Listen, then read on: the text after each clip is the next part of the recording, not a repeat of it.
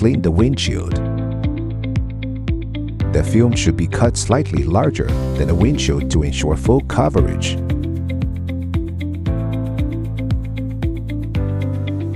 Align the film with the windshield. Use squeegee to gently press the film, starting from the center and working outward. Work slowly and methodically to avoid creases or bubbles.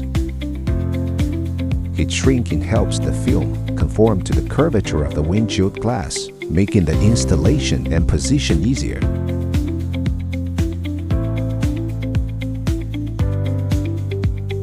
Spray the installation solution onto the surface. Peel off the liner film.